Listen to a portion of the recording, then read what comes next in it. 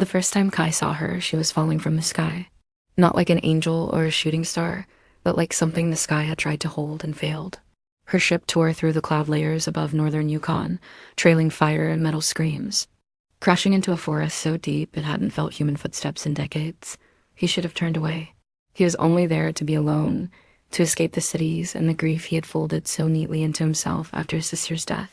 But the sky's silence was broken that day, and in its place came a thunder that made the earth shake and his bones remember what it meant to be alive. It took him 3 hours to find the wreckage, his breath fogging in the freezing air, snow crunching beneath worn boots, rifles strapped across his back in case of bears, not starborn strangers. And there she was, not human, not even close. Her skin shimmered like violet mist, semi-translucent in patches where light struck her. She bled silver, her wounds steaming in the cold, her eyes closed, but the moment he stepped closer, they opened. Eyes like nebulae, endless and brilliant, filled with a kind of terror that spoke louder than any scream. She didn't speak. Her mouth was wrong for earth languages, too narrow, too soft.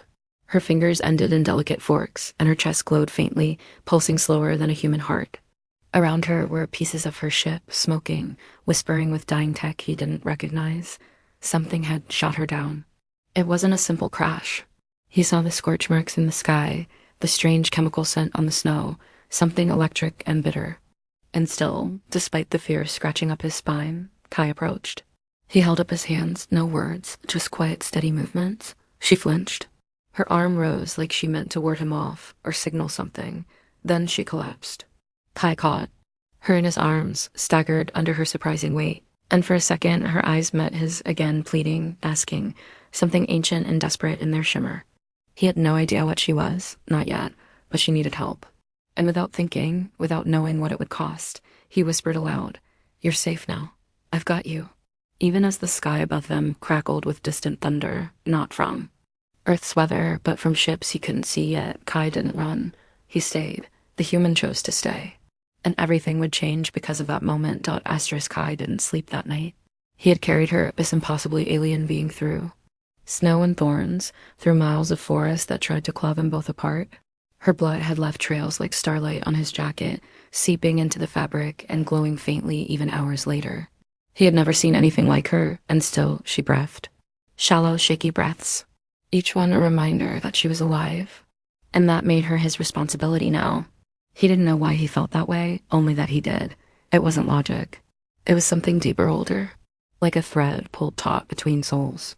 In a small off-grid cabin, heated by an old wood stove and surrounded by nothing but wilderness, Kai laid her down on his cot, moving with a gentleness he hadn't felt in years. Her wounds were strange, too smooth, too luminous to be just burns or fractures. Her body seemed to pulse with low energy, like a machine trying to restart, and when he touched her skin, it was warm, impossibly warm. Like holding sunlight. He whispered to her. Not because he expected her to understand, but because silence felt too cruel. "You're safe," he kept saying, his voice hoarse, cracked from disuse and cold. "Who did this to you?" But she didn't answer. Her limbs occasionally twitched, and her breathing hitched in ways that made panic bloom in his chest. At one point, she convulsed violently, her body arching with a burst of light from her chest. He grabbed her hand instinctively, her strange, divided fingers curling weakly around his. The contact did something. Her convulsing slowed, her glowing chest into a softer pulse, and for the first time since the crash, she looked like she was resting. That single moment of connection shook him more than any explosion could. He didn't let go. Morning came slowly, filtered through the trees and the frost on the windows. He scavenged his supplies, old med kits, sterile wraps, bottles of water warmed over the stove. He had no idea if any of it would help, but he tried, and as he worked, her eyes opened again. Slower this time, less wild. She watched him. Really? Watched, as if seeing him for the first time. Their gazes locked, and something passed between them. Not words, not gestures. Something raw. Recognition, maybe. Trust, maybe. He didn't flinch. He only said, "You're not alone out here." And she blinked slowly once, a reply, a hope. He couldn't tell. But she didn't look away. Later, as he stepped outside to gather more firewood, he saw something that turned the blood in his veins cold. In the distance, sky-black specks moving, in ways birds never did. Fast, coordinated, searching, he knew, with a bone-deep certainty that they were looking for her. and maybe for whoever helped her. He stared up at them, jaw tight, rifle across his back, wind slicing through his coat like knives. "I won't let them take you," he said under his breath, as if the sky could hear. It didn't matter if she was alien. It didn't matter what she'd done or where she was from. She was in his care now. And that meant something, even at the edge of the world. The days passed like slow-moving clouds, thick with tension and wonder. The strange woman, he still didn't know her name. If she even had one he could pronounce, remained in his cabin, growing stronger with each sunrise. She didn't speak. Not with words, but her eyes followed him always, sharp and questioning, filled with an emotion he couldn't name. Kai found himself speaking to her anyway, his voice a quiet thread weaving through the silence of the woods. He told her about Earth, about music and grief, about his sister Lonnie who used to sing to the wolves on nights when the moon was whole and silver. He told her how he'd lost Lonnie to a sickness humans hadn't cured in time, and how the world had never sounded right after that too quiet, like something essential had gone missing. As he spoke, the alien woman would watch him with those glowing eyes, her head tilting slightly, her gaze softening. Sometimes she would reach out one of her strange, graceful hands touching the air near his face as if trying to understand his pain. One night, as firelight flickered across the wooden walls and snow fell soft and soundless outside, she reached further. Her hand pressed lightly against his chest, above his heart, and a pulse of warmth passed from her skin to his. It was like a memory, a transmission not of words, but of emotion. Images flooded his mind. A star collapsing into itself. A homeworld filled with liquid towers and bioluminescent trees. A war he didn't understand. And then pain lost so deep, it choked the soul. He saw her people, once graceful and proud, hunted like shadows across their skies. She had fled, not to conquer, but to survive. Earth had been a chance, a last hope, and he understood. The way. A man understands fire not by touching it, but by standing too close and feeling the burn in his bones. He knelt beside her then, stunned and raw. She hadn't just shown him visions, she had shared her grief with him, cracked open her soul and let him see the ruins inside. It was the most human thing he'd ever experienced, and it hadn't come from a human. Tears slid down his face, unbidden and silent. She reached out, brushed one away with a fingertip, her touch feather-light and full of sorrow. Then she pressed her hand to her own chest, where her heart pulsed with soft light, and then to his. A gesture he understood without words. You carry pain. I do too. Let us carry it together. After that night, something shifted between them. She moved more freely now, though always with grace, her injuries nearly healed. She began to mimic some of his speech, not sounds, exactly, but cadences. Emotional tones. And he realized they didn't need language the way humans did. Their bond was deeper, built on shared suffering, trust earned in silence. He gave her a name, Aera. It meant sky, in an old earth tongue. She tilted her head when he said it, then blinked twice, slowly as if accepting it. And still, above them, the sky was not quiet. The black specks returned at dusk, scanning the forest with beams of pale light, growing bolder. Aera watched them with an expression he'd learned to read as dread. One night, she traced a line on the table with her finger, then another beside. It then a third intersecting both, glowing slightly, a map. A warning, he understood. They were closing in, but still, in that tiny cabin wrapped in snow and silence, something beautiful grew. Not love, not yet, but something maybe stronger, understanding, the kind that makes you fight for someone else's future, not because you were told to, but because your soul already decided you would. Asterisk, the snowstorm came on the fourth night after Aera first stood. Without help. It rolled in fast and angry, white wind swallowing the trees and sky like some great beast reclaiming the world. Kai had sealed the windows, bolted the door, and stacked extra logs by the stove. But even in the warm glow of firelight, the cabin trembled under the storm's rage. Aera stood near the window, her violet skin dimmed in the flickering light, her eyes tracking something beyond the snow. She was different now, not just stronger in body, but in spirit.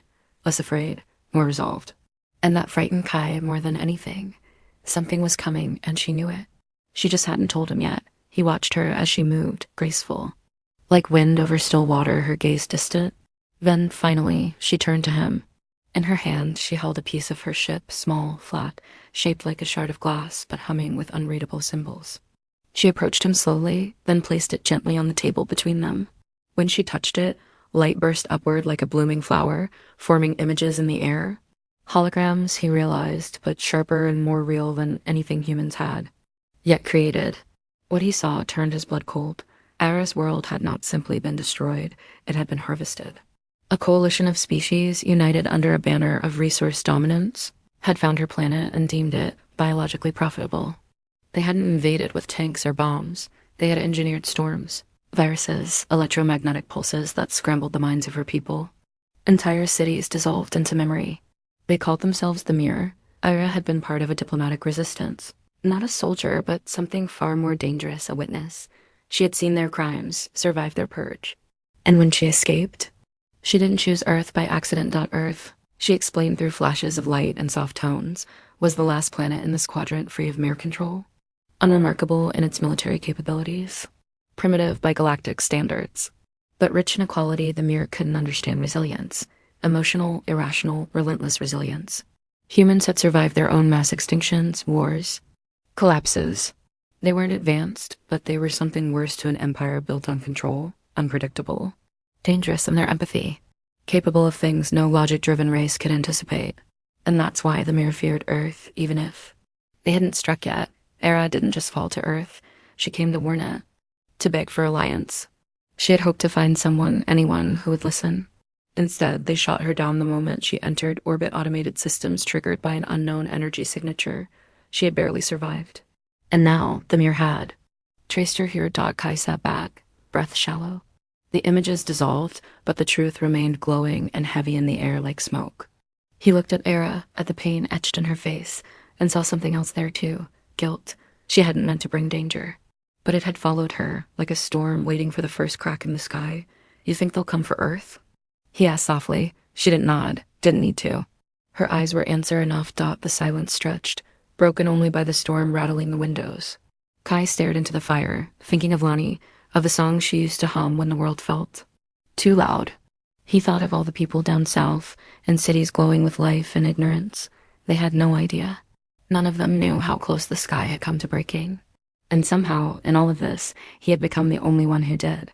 He looked at Aera again, and for the first time since she crashed, there was fear in his voice, not of her, but of what he might have to become. What if no one listens? Aera moved toward him then, placed a hand on his shoulder, and leaned close. From her lips came a sound soft, strange, broken. But a word. Then you fight. It wasn't perfect. Her voice stumbled over the shape of it, but the meaning struck Kai like a storm of its own. She had learned that word from him, from the stories he told, the grief he shared. And now, she gave it back, wrapped in conviction. The truth was out now, and nothing would be the same. The days that followed moved with the weight of a fuse burning low, each hour closer to something Kai couldn't name but felt in his bones. Aera no longer wandered the cabin in quiet wonder. She had become focused, calculating, watching the sky every morning through the slats in the roof, her glow dim to conserve whatever power lived in her blood. Her injuries had healed, but there was something broken in her still. Not body, not mind, soul. She moved like someone preparing for an ending. And Kaya tried not to think of what that meant. They set up makeshift signals from pieces of her ship, a network of tiny beacons that Aera planted deep in the trees surrounding the cabin, each one humming low with energy Kai couldn't understand, but trusted enough to carry. A warning net, she called it, through her gestures and faint, shared flashes of thought. If the Mirror came, they'd know. But what then? He was a man with a rifle and a cabin, not a soldier, not a leader, but something. In him had changed the day Aera touched his heart. He felt it every time he looked at her, saw her clutch the shard of her world like it was the last remnant of a future that once lived in the stars. She had lost everything, and now Earth, his Earth, teetered on the edge of that same loss. It was on the 8th day that the first Mirror probe came. It didn't land, it hovered. A smooth, obsidian shape that moved with the silence of death, drifting over the tree line, scanning, breathing light in wide, mechanical pulses. Kai spotted it. Just before sundown. The way the trees fell still, the birds vanishing into silence, it was unnatural, wrong. He should have stayed inside. Should have waited. But instincts carved from grief and fire pushed him forward. Rifle in hand, he crept to the ridge behind the cabin and watched it. Cold air burned in his lungs. The probe stopped directly above the clearing where Aera had fallen, and it paused, long enough to notice. Long enough to know. He aimed. Not because he thought he could destroy it, he couldn't, but because part of him still believed that resistance, even if futility mattered. But before he could pull the trigger, a sudden pulse of light burst from the trees, one of Aera's beacons activating. The probe shuddered, sparked, then spun wildly and disappeared upward like a dying star. It was gone. But the damage was done. It had seen. It had marked. That night, Aera showed him a vision clearer than any before. A fleet, dozens of mere vessels hanging just beyond orbit, hidden from Earth's primitive scans. They were waiting, silent and watching, letting one probe decide the cost of invasion. And now, it had chosen.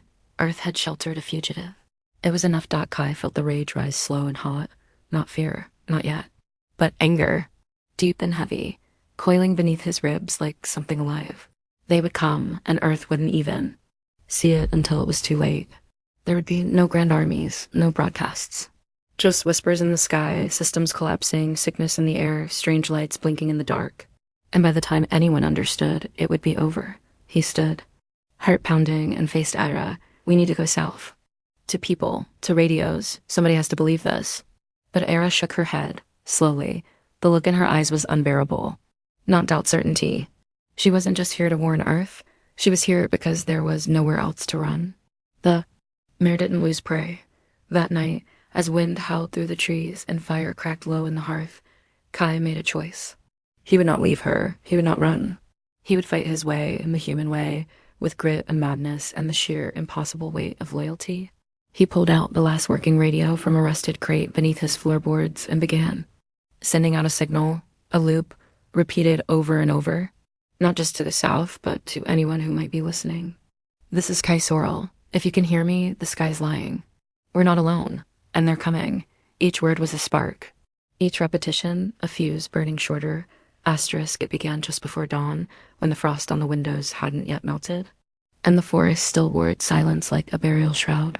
The air held a breathless stillness, and the sky above the cabin glowed with an unnatural hue, faintly green, like algae blooming in darkness, or something older leaking through the cracks in reality.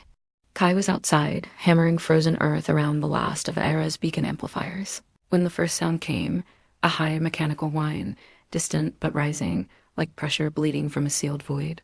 Aera burst from the cabin, her eyes blazing, brighter than he had ever seen, her mouth forming a shape he'd never heard her try before, a desperate cry, high and strange. Kai. One word, clear, raw, real. Then the sky split. The mere ship wasn't massive by human standards, but it exuded an authority that needed no size. Matte black, smooth as bone, hovering silently above the clearing, it blotted out the sun. With its presence, runes glowed along its edges, cold, sterile language etched in hunger. It made no demand, gave no warning. A single beam of light shot downward, and in its heart descended a figure, not a machine. Not quite. It floated 6 feet above the ground, limbs long and wrong, face a mask of polished alloy, no features but a single slit of pulsing red light, a drone sentinel. A voice. You harbor a fugitive of the Veiled Accord, it said, in perfect dead English, the words etched with no emotion. Relinquish her. Kai stepped in front of Aera, rifle clutched tight, breath misting in front of him. She's under my protection, he said, his voice steady, despite the shaking in his chest. And this is Earth. We don't answer to your kind. The sentinel hovered silently, considering him the way a machine considers friction. You do not understand. She carries an echo, a memory virus. She is not merely witness. She is contagion. Her mind holds data that must not survive. Kai glanced back at Aera. Her expression was pain, shame, and terror carved deep, but she didn't deny it. She knew, and she had kept it hidden. She wasn't just fleeing. She was protecting the truth. The sentinel turned its gaze back to him. Your biological classification is irrelevant. You will be neutralized. And then it moved. Faster than thought, it darted forward, arms splitting into sharp limbs, a sound like 100 knives whispering through air. Kai fired once, twice. The bullet sparked off its frame, useless, but he wasn't trying to kill. He was trying to buy her time. Aera didn't run. Instead, she stepped forward, her hands rising, and the beacons around the cabin flared to life, pulsing with harmonic light. The sentinel screamed, an awful, high-pitched sound as the frequencies cracked its outer shell. But even weakened, it surged forward. Kai lunged, driving his shoulder into it, forcing it back with human strength. Not superior, not evolved, but stubborn. He screamed as pain tore down his arm. The thing struck him hard, sent him sprawling across the snow. Blood painted his coat. But he rose again. He always rose. Aera moved to his side, her body glowing now, every inch of her skin alight with the power she had hidden. Her hand touched his shoulder, and energy surged through him, not healing, but strength, like she had poured her last reserves. Into him. Together, she whispered. They moved as one. Kai drew the emergency flare from his belt, a last-ditch idea. He struck it, the bright fire blinding against the pre-dawn gloom. The sentinel hesitated. That moment was enough. Aera raised her hands, drawing power from the beacons, her body shaking as she forced the energy through her, through the earth itself. The signal, the echo, the memory, she wasn't trying to hide it anymore. She was sending it, the sky lit, up as a wave of brilliant blue tore through the clouds. Not a weapon. A message. Sent outward, into orbit, across every frequency the mirror feared. Truth, evidence, memory, all of it. In a burst that scorched through the mirror's silence, the sentinel froze mid-strike, shuddered, and collapsed, limbs twitching, its light flickering out. Above them, the ship didn't attack. It drifted, then vanished, disappearing with a shimmer, as if retreating behind some fold in space. The moment it was gone, Aera dropped to her knees, her light dimming, her skin flickering. The transmission had cost her everything. Kai fell beside her arms, wrapping tight. Aera, he said, over and over, voice cracking. Don't you dare. Don't you leave. Her eyes opened, dim now. Gentle, not leaving, she whispered, changing. Echo is free. Then, slowly, her body dissolved into light, into air, into something that rose and scattered with the morning breeze. The message lived. She had made sure of it, and Kai was left beneath the awakening sky, holding the memory of something greater than himself. The forest was quiet again. Not the kind of quiet that comes with peace, but the kind that follows something holy and terrible, like standing in the echo of thunder, heart still rattling, ears still ringing from the weight of something larger than life. The snow had stopped, and the sun bled soft gold through the branches, painting the cabin in warm light that made everything feel like it had happened in another lifetime. Kai sat alone now, on the cabin's rough porch, staring at the place, where Aera had disappeared, where her body had scattered into the air like dandelion seeds, carried by the wind into a sky she had once called home. The air still shimmered faintly there, like the world hadn't quite let go of her. Like it. Never would Dot he didn't cry. Not yet. There was no room for that, not in the hollow where she had lived inside him. He just breathed, each breath a little heavier than the last, each one filled with the ghost of her voice, saying that final word, changing. Not dying, changing, that's what she had done. Given her life not for vengeance or victory, but for truth. For a signal sent across the stars so that others would know, would see, would resist. She had chosen Earth not because it was strong, but because it felt, because it endured. And in the end, that was more powerful than any fleet. He had buried the remains of her beacon array in the grove behind the cabin. Not as graves, there was no body to rest, but as memory, monuments to the impossible, to the way a single meeting in the frozen dark could unravel the silence of a galaxy. The mirror hadn't returned, not yet, maybe not ever. The truth she had released had weight. It would spread. It would threaten the mirror in ways they couldn't fight, not with weapons, but with witnesses. With light dot down south, his signal had finally been heard. Someone had believed. There were questions now, investigations. Governments trying to make sense of strange data intercepts, flashes of unknown code, stories of a crash that no one could find, but too many had begun to whisper about. They were late, but they were coming around. The world was waking, and in that awakening, Kai felt a spark of hope, sharp and unexpected.